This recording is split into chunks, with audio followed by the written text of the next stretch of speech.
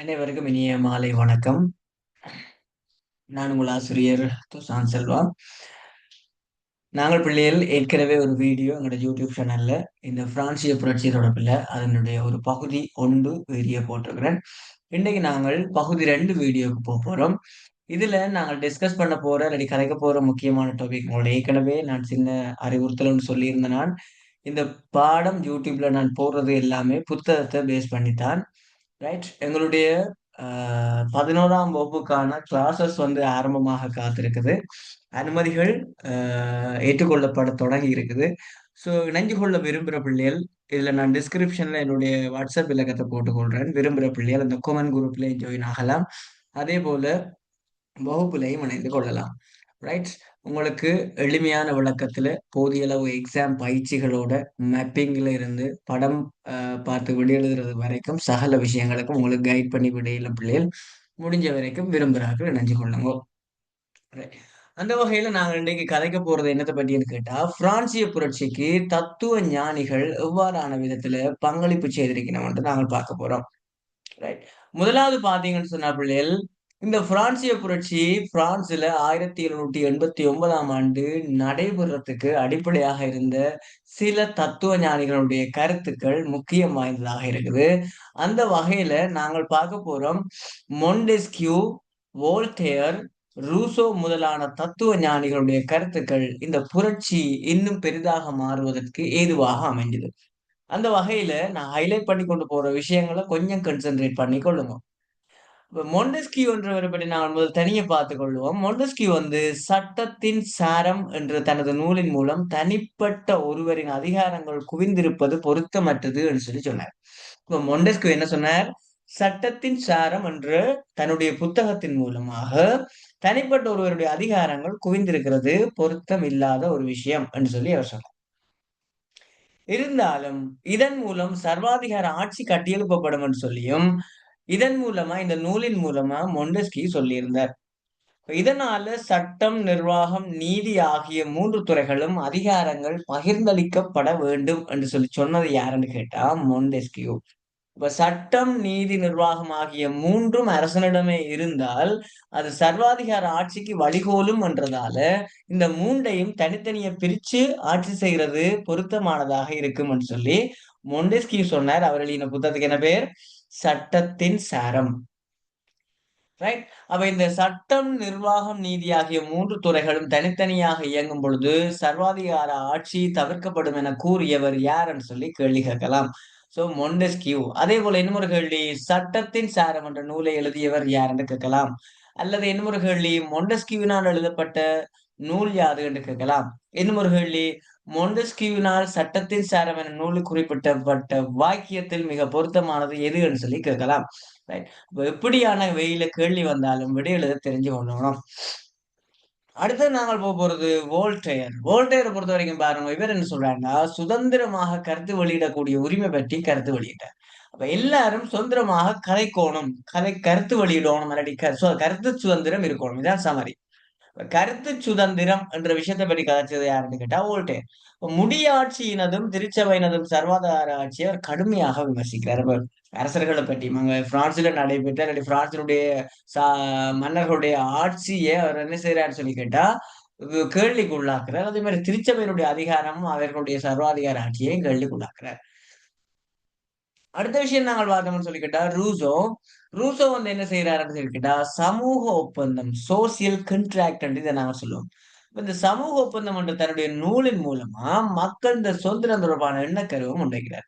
இப்ப மக்களுடைய நலன் கருதி அரசு செயற்பட வேண்டும் என்று சொல்லியும் அவ்வாறு செய்யாத ஆட்சியாளர்களை துரத்தி விடுவது மக்களுடைய பொறுப்பு என்று சொல்லியும் அவர் சொன்னார். மக்களுடைய நலன்கிறது தான் ஆட்சியாளர்கள் செயற்பட வேண்டும் என்று சொல்லியும் அப்படி செயற்படாட்டி அவர்களை வந்து ஆட்சியிலிருந்து துரத்தி விட வேண்டும் என்று சொல்லியும் அதனுடைய பொறுப்பு மக்களை சேரும் என்று சொல்லியும் ரூசோ சொன்னார். அவருடைய முழு பேர் வந்து ஜிங் ஜாக் ரூசோன்னு சொல்லி சொல்லுவோம். இவருடைய கருத்து சமத்துவம், மக்கள் ஆதிக்கம் என்ற எண்ணக்கருக்களின் அடிப்படையில உருவானது என்று சொல்லி சொல்றாங்க. சரிதானே?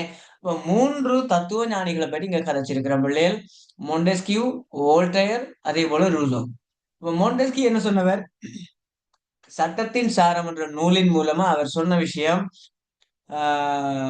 இந்த ஆட்சி அதிகாரங்களை பொறுத்த வரைக்கும் தனிப்பட்ட ஒருவருடைய அதிகாரங்கள் குவிஞ்சிருக்கிறது பொருத்தம் இல்லாதன்னு சொல்லியும் சட்ட நிர்வாக நீதி மூன்றும் தனித்தனி இயங்க வேணும்னு சொன்னார். வோல்டேர் சொன்னார் சுதந்திரமாக கருத்து வெளியிடுற உரிமை வேணும்னு சொன்னார். அதே மாதிரி ரூசோ சொன்னார் சமூக ஒப்பந்தம் என்ற நூலின் மூலமா மக்கள நலன்கிறது செயற்பட வேணும் அரசுன்னு சொல்லியும், அப்படி செயற்படாத ஆட்சியாளர் துரத்தி விடுறது மக்களோட பொறுப்பு வேண்டியும், சமத்துவம் மக்கள் ஆதிக்கம் என்ற எண்ணக்கருக்களின் அடிப்படையில இவர் தனது கருத்துக்களை சொல்லிக் கொண்டார்.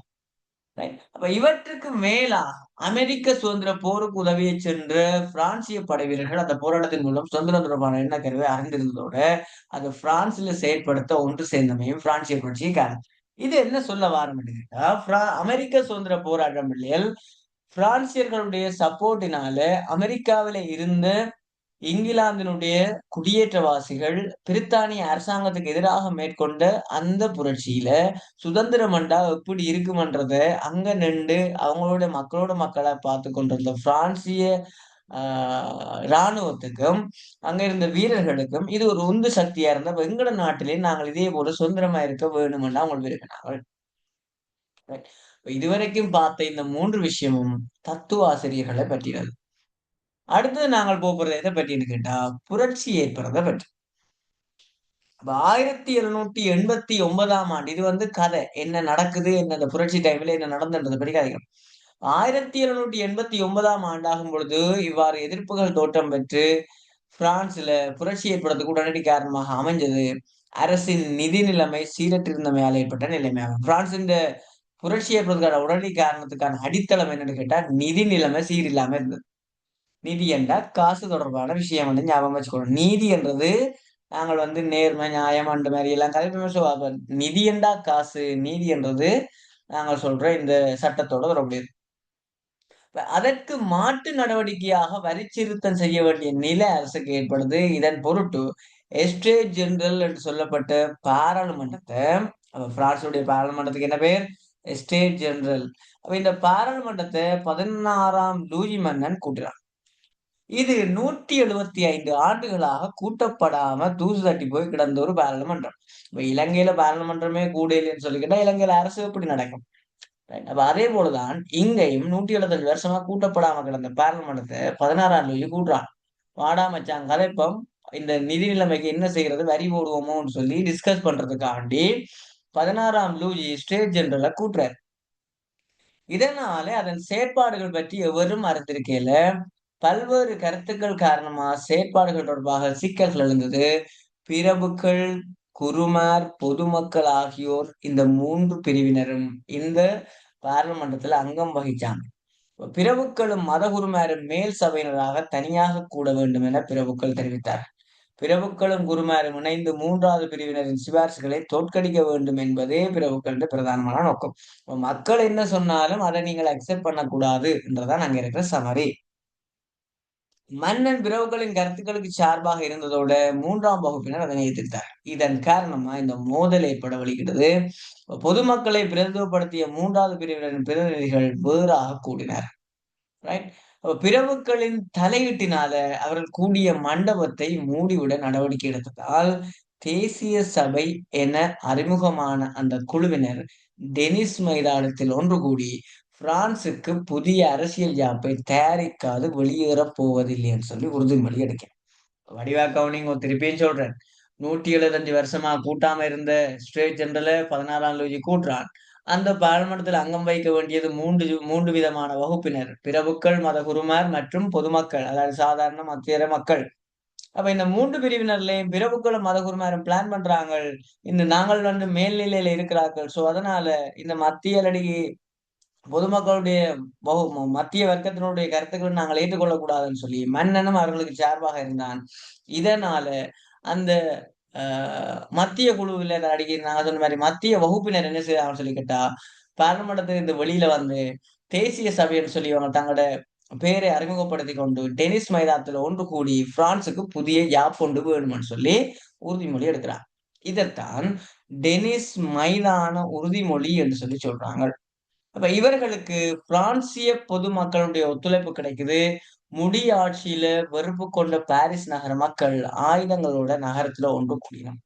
அவர்கள் 1789ஆம் ஆண்டு ஜூலை மாசம் 14ஆம் திகதி பிரான்சினுடைய முடியாட்சியின் அநீதியின் சின்னமாக கருதப்பட்ட பஸ்டீல் என்ற சிறைச்சாலையை தாக்கி அங்கிருந்த சிறை கைதியை விடுவிக்கிறது. இது பிரான்சிய புரட்சியினுடைய ஆரம்பமாக இது செய்யப்படுதுன்னு சொல்லி கேட்டா கருதப்படுது. பாரிஸ் நகரத்தில் ஏற்பட்ட புரட்சி நாடு முழுவதும் பரவிச்சு. 16ஆம் லூயி மன்னனால் இதனை கட்டுப்படுத்த முடியவில்லை. இதனால் மன்னனின் ஆட்சி வீழ்ச்சியுற்று மத்திய நிர்வாகமும் பிரதேச நிர்வாகமும் ஆட்சியாளர்கள் கைக்கு வந்தது. புரட்சியாளர் லாபைட் என்ற தலைவரின் கீழ் தேசிய பாதுகாப்பு படையை நிறுவி நாடு முழுவதும் புரட்சி குழுக்களை அமைத்து நாட்டை அமைதிப்படுத்தினர். லாபைட் என்றவர் ஒரு முக்கியமான பிரான்சிய புரட்சியின் தலைவர். புரட்சியாளரின் ஆட்சியின் கீழ் 16ஆம் லூயி மன்னனுக்கும் அவன் மனைவி மேரி ஆண்டோயினட்டுக்கும் மரண தண்டனை விதிக்கப்படுது. சரிதானே? இதுதான் இந்த புரட்சியினுடைய போக்கு. அப்ப நான் ஷோர்ட்டா குட்டி குட்டியா எனக்கு இருக்கிற டைம் சூழ்நிலையை பொறுத்து உங்களுக்கான சின்ன சின்ன வீடியோவா போட்டு கொண்டிருக்க பிள்ளைகள். நீங்கள் எனக்கு எவ்வளவு தூரம் சப்போர்ட் பண்றீங்களோ அவ்வளவு தூரம் இந்த வீடியோக்கள் இன்னும் விரைவாகவும் வேகமாகவும் வந்து சேரும் உங்களோட பரீட்சைக்கு முதல். அடுத்த இன்னும் ஒரு சந்தர்ப்பத்துல பகுதி 3 வீடியோவா நான் பிரான்சிய புரட்சியினுடைய விளைவுகளை பற்றி உங்களோட மேலதிகமா டிஸ்கஸ் பண்றேன். சரிதானே? ரைட். நன்றி, வணக்கம்.